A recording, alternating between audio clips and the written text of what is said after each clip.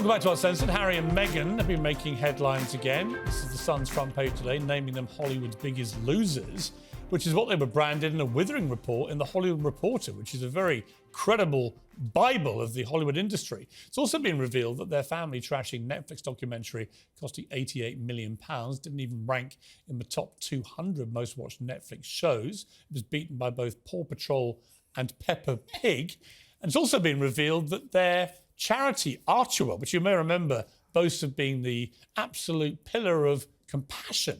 That's what its mission statement is, when, of course, the two people behind it don't show anybody anything remotely to do with compassion, that their donations have absolutely collapsed in year two on year one. So all in all, not been a good little period for these two. I'm joined by the host of Outkick's Tommy Lahiran's here. It's Tommy Lahiran. And my pack, Talk TV contributor Esther Cracker, the Daily Mirror's associate editor Kevin Maguire. Before I get to Meghan and Harry, Tommy, your reaction to Hugh Grant playing an Oompa Loompa in Wonka. We just had an interview with Dylan Postle, on behalf of dwarf actors, just saying not only did he have the audacity to take their coveted role from them, but he also has never stopped whining about it ever since. Is he the biggest whiner in Hollywood, Hugh Grant? Well, there's a lot of whiners in Hollywood, so that would be a hard crown to put on anybody's head. So many contenders to discuss.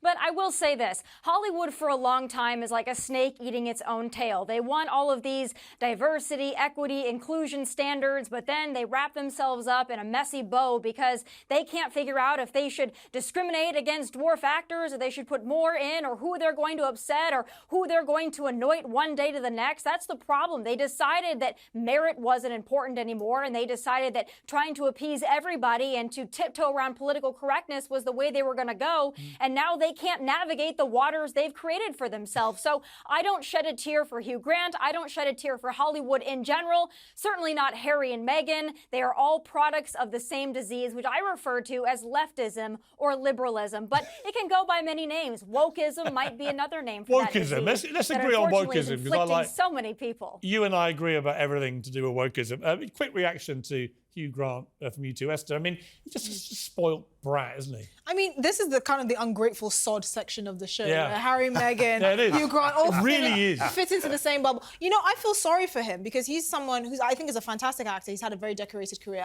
He always plays the same role. Well, yeah, but the thing is, and as he says by his own admission, he's now too old, fat and ugly to play a romantic lead. Yes, but he's still getting a role. This is the point. To then take the role, take the money, and then whinge about it, it's so disrespectful. Kevin? I think his finest role was Jeremy Thorpe, a British politician in a BBC series. But it does feel like he's ungrateful and privileged. All he does he's is taken whinge. the money. Now, perhaps he thinks an Oompa Loompa is beneath him. Maybe he wanted to be Willy Wonka himself. Well, then let a dwarf actor play the role. Yeah, but he is an actor. Yeah. If you've argued many times... Yes, I have, but I'm actually throwing back the hypocrisy of the Hollywood. And then he'll come back to whinge about us about climate change and helping the poor and supporting Labour, all the things. Let's go back to Tommy and talk about Harry and Meghan. I got to say, I did chuckle when I saw that the Hollywood Reporter had completely buried them as the biggest losers of the year, culminating in the South Park takedown, which made them a laughingstock. But I think that the reality is America's just seen through them, right?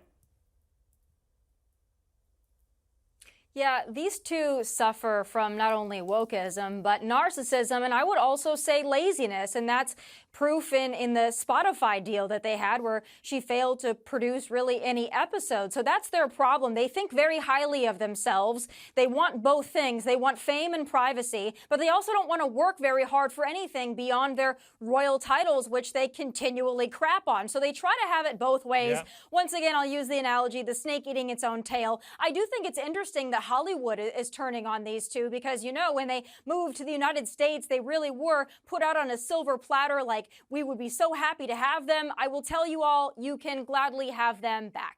We do not want them back, thank you. Absolutely not. No, and I think I said to you before, Tommy, you Americans, you've sent two of your women over to our royal family, and it hasn't gone well. First one led to the abdication of our king, and the second one has nearly brought down the monarchy. So you lot are banned. No more American women in our royal family. You can keep them. Just to repeat what Hollywood Reporter said, after a whiny Netflix documentary, a whiny biography, Spare, even the title's a pouty gripe, and an inert podcast, the Harry and Meghan brand swelled into a sanctimonious bubble begging to be popped and South Park was the pin. A glorious assessment of these two little wastrels. Tommy, always great to have you on the show. Thank you very much indeed. Appreciate it. Love your show on Outkick, so keep that going. Thanks for being here.